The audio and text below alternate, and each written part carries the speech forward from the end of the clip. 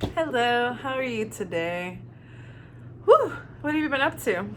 So, I've been watching documentaries on Mexican history, so that's been fun. I've been learning a lot. But, anyways, it's time for art. So, today we're going to learn about Henri Matisse, or Henri Matisse, but he's French, so it's Henri. But he works with a lot of shapes, and we're going to work with organic shapes today, and we're going to make a collage. So I'm going to teach you what all of that means if you just keep watching. So Henri Matisse, he was not just a painter, he was a French artist, printmaker, sculptor, and he made collages. So if you don't know what a collage means, a collage is a piece of artwork. So you have a base, you have, so your base could be a paper or cardboard or anything, and we put images and pieces of other papers, photographs on top of that. So we're building something, kind of like when you build Legos or in Minecraft when you build one on top of the other, except that on a collage, it doesn't go 3D up, it's more flat and 2D. So you can use, like I said, photographs, stickers, paper, all kinds of stuff. And we're gonna make our own paper to collage in a bit. We're also going to talk about organic shapes. Remember, organic shapes don't have any names, so we make up names for them, or we can. So like maybe this one's going to be called, this is Miss Jeff. This is going to be, I don't know, this looks like an Eric, maybe a Nancy, maybe a Tiffany. Yeah. I don't know. It's fun to give them names. But remember, organic shapes are shapes that are found in nature, such as maybe leaf patterns, people dancing, flowers, or rocks. Something that is found in nature and is not geometric, does not have a name, like triangle, circle, square. But back to Mr. Matisse. So he got really sick, and so he couldn't really paint anymore. So then he began to paint with scissors.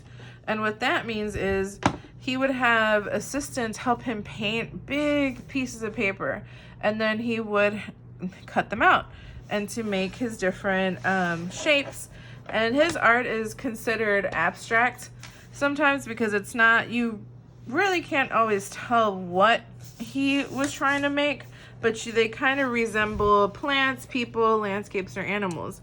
Like here's some examples of one of his works that a lot of people know is called the snail.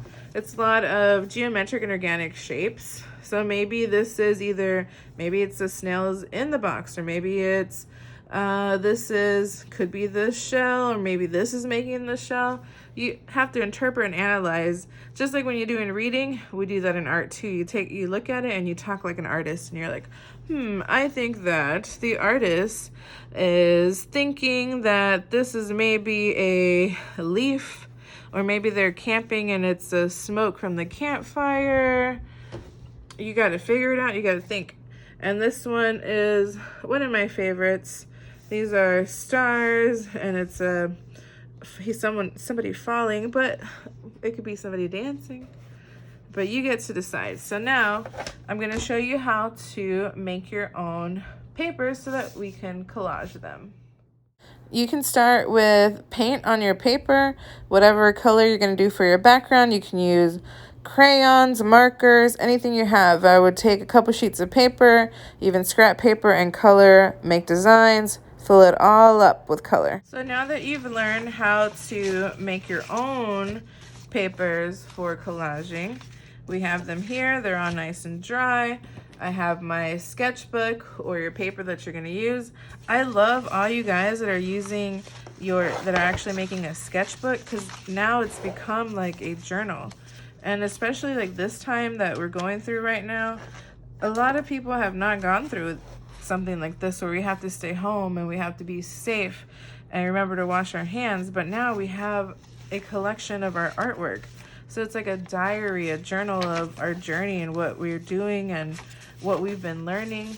And so here we are on this day here. And so I have my background and I have my different colored papers. You're gonna need scissors. Get help with scissors if you need that help, a pencil, and any type of glue. So I have my regular glue and my glue stick. Now, you can, if you want, on a separate piece of paper or on the back of something, make a quick little sketch of what you want your collage to look like. Remember, collage is where we take other pieces and put it on another kind of base. And or you could do what I'm gonna do and just go with the flow, see what inspires me, and make my lines. Now, here's a trick. Instead of drawing something out on the front side, because when we cut it out, we don't want to see pencil lines, we're gonna turn it over. So you're gonna turn it over, and let's say, I think I got inspired by this paper in front of me, but I'm gonna make a shape like this, and then I think I'm gonna make another organic shape like this. So you're going to draw out the different kinds of things you want on your paper. So I'm gonna do, my person's gonna be, I'm making a little person that's kind of swimming there. This is a weird mouth on mine, but so here's one of my persons, and look, you don't even have to, all this extra paper, don't throw it away because we might use it tomorrow. Or you can also use these little areas to make other shapes that you want to include into your collage. So now I'm going to cut out, after I finish drawing on here, I'm gonna cut out my shapes and make my composition on top of my green background. So again, I can't wait to see what you make. Plan out what you're gonna draw, cut it out nice and neat, get help if you need help. Remember not to use too much glue. When you finish, please take a photo and upload to Class Dojo or tag me on Twitter and Instagram. And don't forget about the art contest going on the Aldine webpage. Happy art making!